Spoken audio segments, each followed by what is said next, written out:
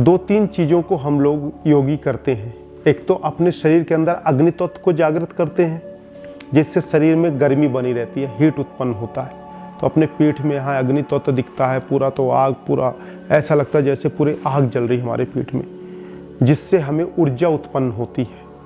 वह आग की लौ ऐसी लगती है कि पूरा तपन देता शरीर को, ठंड में भी बर्फ़ों में भी हमें तपन देता है, जो हमारे ब्लड सर्कुलेशन को यथावत रखता है, जिससे हम ग्लेशियर में रह सकते हैं।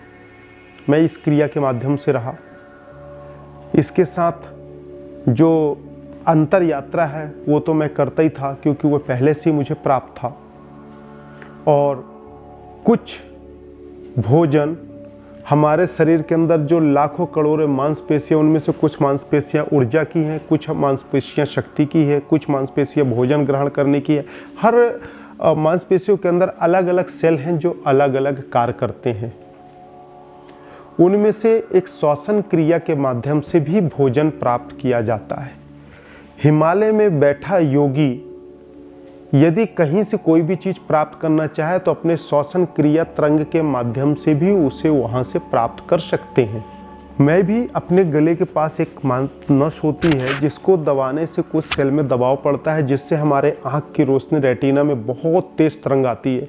तो जैसे हमने किसी पेड़ को देखा, या वहाँ से 100 किलोमीटर या 500 किलोमीटर दूर हमारे पेड़ का कोई चलचित्र छाया है, जो हमारी तरंग जाकर वहाँ टिकी। इसको बहुत बारीकी और गहराई से समझिएगा, यह एक अद्भुत अलौकिक क्रिया है। तो हम जैसे दबाए और आँख से वह तरंग निकली और उस पेड़ के अंदर गई। पेड़ के अंदर जो नीचे से जड़ से लेके वह रस स्वदन करके जो अपने चलता रहता है, हमने देखा। और उसमें से कौन सी ऊर्जा हम सूक्ष्म लेके अपने शरीर को जीवित रख सकते हैं और ऊर्जावान रख सकते हैं, और शरीर में कोई गंदगी भी न बने। तो श्वसन क्रिया के माध्यम से भी मैं भोजन करता था। इस स्थिति में मैं वहाँ भोजन करके स्वयं रहा। तो जो प्राचीन योगी ऋषि हैं तो और भी अद्भुत क्रियाओं के मालिक हैं। हम लोगों को तो उनसे प्रेरणा और आशीर्वाद मिला। तो इस तरह से मैं ग्लेशियर में अपना जीवन कुछ समय व्यतीत किया।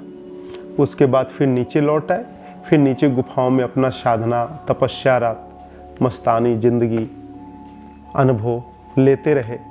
और आज आप लोगों के बीच में वह अनुभव को व्यक्त करने का अवसर प्रदान हुआ। आप लोगों से जब हम इन ग्लेशियर, इन हिमालय की बात करते हैं तो लगता है वह समय कब आएगा जब हम पुनः चले जाएं। वह आनंद, वह सुकून तो अब इस संसार में नहीं जो वहाँ है। हाँ, वह सुकून, वह आनंद लेने के बाद आप लोगों को आज उस आनंद में डुबकी लगाने के लिए परमात्मा मेरे माध्यम से हो सकता है यह अवसर दे रहा है। तो आप लोग भी इस जीवन को खोए ना, आप लोग भी ऐसे आनंद की दुनिया में डुबकी लगाएं और आनंद की जिंदगी जिएं। चूँकि हिमालय में तपस्या करें या गृहस्थ में करें या कहीं करें, हर जगह मानसिक स्थिति ही महत्वपूर्ण है। यदि आपकी मानसिक स्थिति बहुत अच्छी है तो आप कहीं भी साधना कर सकते हैं और उस साधना में आपको सफलता प्राप्त होगी। यदि आपकी मानसिक स्थिति ठीक नहीं है तो आप कहीं भी सफलता प्राप्त नहीं कर सकते हैं। जरूरी नहीं कि ग्लेशियर में ही प्राप्ति की जा सकती है। आप अपने गृहस्थ में, अपने जिस स्थिति, जिस अवस्था में हैं, उस अवस्था में आप प्राप्त कर सकते हैं।